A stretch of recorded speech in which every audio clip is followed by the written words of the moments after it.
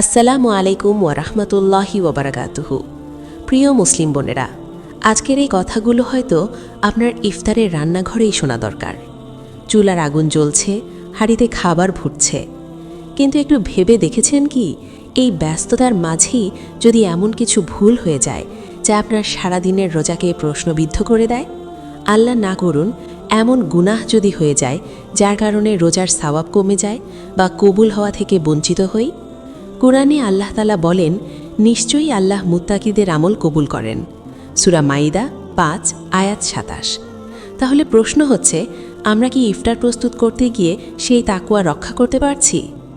আর মুহাম্মদ সাল্লাল্লাহু আলাইহি ওয়াসাল্লাম বলেছেন, অনেক রোজাদার আছে যারা রোজা থেকে ক্ষুধা আর পিপাসা ছাড়া কিছুই পায় না। ইবনে মাজাহ। এই হাদিস শুনে কি আমাদের হৃদয় কেঁপে ওঠে না? প্রিয় বোনেরা, রান্না করা ইবাদত হতে পারে, পরিবারের জন্য খাবার প্রস্তুত করা সওয়াবের কাজ হতে পারে, কিন্তু শর্ত হলো সেটি যেন গুনাহে পরিণত না হয়। আজ আমরা এমন ৫টি গুনাহ নিয়ে আলোচনা করব যেগুলো অনেক সময় অজান্তেই ইফতার বানাতে গিয়ে হয়ে যায়। আপনারা দেখছেন ইসলামের আলো চ্যানেল। যদি সত্যিই চান আপনার রোজা হোক কবুল, আমল হোক গ্রহণযোগ্য, তাহলে ভিডিওটি শেষ পর্যন্ত অবশ্যই দেখবেন। আজকের লক্ষ্য ১০,০০০ লাইক। আপনি যদি একজন মুসলিম বোনের উপকার চান, তাহলে এখনই ভিডিওতে লাইক দিন এবং অন্যদের সাথে শেয়ার করুন। প্রথম গুনাহ, গীবত, বদনাম ও পরনিন্দা করা। প্রিয় মুসলিম বোনেরা, ইফতার বানাতে গিয়ে অনেক সময় রান্নাঘরই হয়ে যায় গল্পের আসর। এক বোন আরেক বোনের কথা বলছে, আত্মীয়ের সমালোচনা করছে, কারো দোষ খুঁজে বের করছে। কিন্তু আমরা কি জানি এটাই হতে পারে ভয়ঙ্কর গুনাহ? কোরআনে আল্লাহ তাআলা বলেন, তোমরা একে অপরের গীবত করো না। তোমাদের কেউ কি তার মৃত ভাইয়ের মাংস ভক্ষণ করতে পছন্দ করবে? সূরা হুজুরাত ৪৯:১২। চিন্তা করুন, আল্লাহ গীবতকে মৃত ভাইয়ের গোশত খাওয়ার সাথে তুলনা করেছেন। কত ভয়াবহ উপমা! আর মুহাম্মদ সাল্লাল্লাহু আলাইহি ওয়াসাল্লাম বলেছেন, গীবত হলো তোমার ভাই সম্পর্কে এমন কিছু বলা যা সে অপছন্দ করে। ভাবুন তো, সারা দিন না খেয়ে না পান করে রোজা রাখলাম, কিন্তু ইফতারের সময় একটু গল্প করতে গিয়ে কারোর ইজ্জত নষ্ট করে দিলাম, তাহলে সেই রোজার সওয়াব কোথায় যাবে? প্রিয় বোনেরা, রান্নাঘরকে গীবতের জায়গা বানাবেন না। জিকির করুন, দরুদ পড়ুন, কোরআনের আয়াত শুনুন, তাহলে ইফতার বানানোই হয়ে যাবে ইবাদত। দ্বিতীয় গুনাহ, নামাজে অবহেলা করা। প্রিয় মুসলিম বোনেরা, ইফতার প্রস্তুতির ব্যস্ততায় অনেক সময় আমরা এমনভাবে ডুবে যাই যে আসরের নামাজ দেরি হয়ে যায় বা একেবারে কাজা হয়ে যায়। কেউ বলেন, আগে রান্না শেষ করি, পরে পড়ব।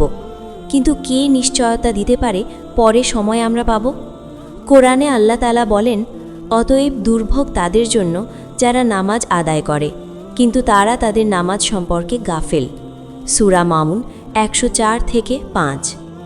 ভাবুন তো, সারাদিন রোজা রেখে যদি ফরজ নামাজই ঠিকমতো আদায় না করি, তাহলে কি সেই রোজা পূর্ণ হবে? রোজা আমাদের তাকুয়া শেখায়, আর নামাজ হলো মুমিনের স্তম্ভ। স্তম্ভ ছাড়া কি ঘর দাঁড়িয়ে থাকে? মুহাম্মদ সাল্লাল্লাহু আলাইহি ওয়াসাল্লাম বলেছেন, মানুষ ও কুফরের মাঝে পার্থক্য হলো নামাজ ত্যাগ করা। মুসলিম।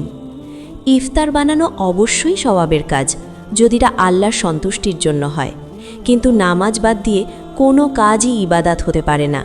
প্রিয় বোনেরা, সময় ভাগ করে নিন, আগে নামাজ, তারপর রান্না। আল্লাহর হক আদায় করলে ইনশাআল্লাহ তিনিই আপনার ঘরে বরকত দিবেন। তৃতীয় গুনাহ, অহংকার ও রিয়া দেখানো। প্রিয় মুসলিম বোনেরা, ইফতার বানানো নিঃসন্দেহে একটি সওয়াবের কাজ, যদি তা শুধুমাত্র আল্লাহর সন্তুষ্টির জন্য হয়।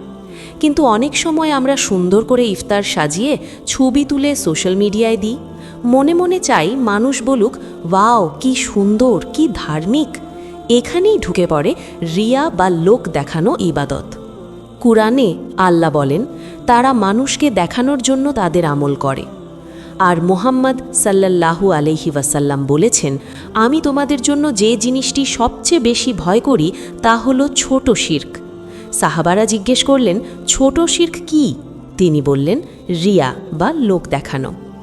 ভাবুন তো, সারাদিন রোজা রাখলাম, কষ্ট করলাম, কিন্তু যদি অন্তরে অহংকার আসে, আমি কত ভালো, তাহলে সেই আমল কি আল্লাহর দরবারে গ্রহণযোগ্য হবে? প্রিয় বোনেরা, ইফতার সাজান, ভালোবাসা দিয়ে রান্না করুন, কিন্তু নিয়ত ঠিক রাখুন। মানুষ নয়, আল্লাহ দেখছেন। যদি আল্লাহ খুশি হন তবেই আমাদের রোজা হবে কবুল। চতুর্থ গুনাহ, অপচয় ও অপব্যয় করা। প্রিয় মুসলিম বোনেরা, ইফতারের সময় আমরা অনেকেই টেবিল ভরে ফেলি নানা রকম খাবারে, যার অর্ধেকই শেষ পর্যন্ত নষ্ট হয়ে যায়। শুধু বাহার দেখানোর জন্য, মানুষ কি বলবে এই চিন্তায় অতিরিক্ত রান্না করা, এটাও কিন্তু গুনাহ হতে পারে। কোরআনে আল্লাহ তাআলা স্পষ্টভাবে বলেন, খাও ও পান করো, কিন্তু অপচয় করো না। নিশ্চয়ই তিনি অপচয়কারীদের ভালোবাসেন না। সূরা আরাফ 7:31। ভাবুন তো, পৃথিবীর কোথাও একজন রোজাদার খেজুর না পেয়ে ইফতার করছে, আর আমরা খাবার ফেলে দিচ্ছি ডাস্টবিনে। এটা কি আল্লাহর দেওয়া নিয়ামতের শুকর আদায়? মুহাম্মদ সাল্লাল্লাহু আলাইহি ওয়াসাল্লাম কখনো অপচয় করতেন না। তিনি অল্প খাবারেই বরকত পেতেন এবং উম্মতকেও সংযমের শিক্ষা দিয়েছেন। প্রিয় বোনেরা, ইফতার বানান প্রয়োজন অনুযায়ী। বাড়তি হলে প্রতিবেশীকে দিন, গরিবকে দিন। মনে রাখবেন, বরকত বেশি খাবারে নয়, বরং আল্লাহর সন্তুষ্টিতে। অপচয় রোজার সৌন্দর্য নষ্ট করে দেয়। পঞ্চম গুনাহ, রাগ, চিৎকার ও খারাপ আচরণ করা। প্রিয় মুসলিম বোনেরা, ইফতার বানানোর সময় ক্লান্তি আসে, চাপ থাকে, সবাই কিছু না কিছু চাইতে থাকে। এই অবস্থায় অনেক সময় আমরা রেগে যাই, চিৎকার করি, সন্তান বা স্বামীর সাথে খারাপ ব্যবহার করি। কিন্তু মনে রাখবেন, রোজা শুধু না খাওয়ার নাম নয়, চরিত্র ঠিক রাখারও নাম। মুহাম্মদ সাল্লাল্লাহু আলাইহি ওয়াসাল্লাম বলেছেন, যখন তোমাদের কেউ রোজা রাখে, সে যেন অশ্লীল কথা না বলে এবং ঝগড়া না করে।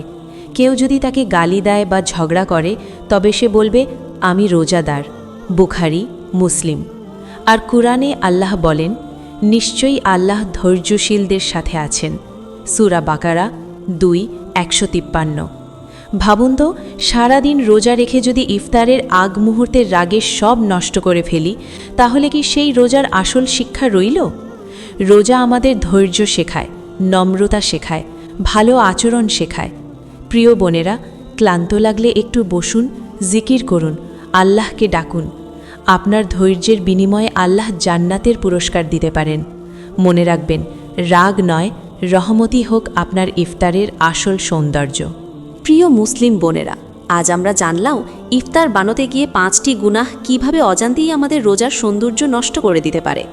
গীবত, নামাজে অবহেলা, রিয়া, অপচয়, রাগ, এগুলো হয়তো ছোট মনে হয়, কিন্তু আল্লাহর কাছে কোনো গুনাহই ছোট নয় যদি আমরা তওবা না করি। কোরআনে আল্লাহ তাআলা বলেন, নিশ্চয়ই আল্লাহ তওবাকারীদের ভালোবাসেন। সূরা বাকারা 2:222। এর মানে এখনও সময় আছে।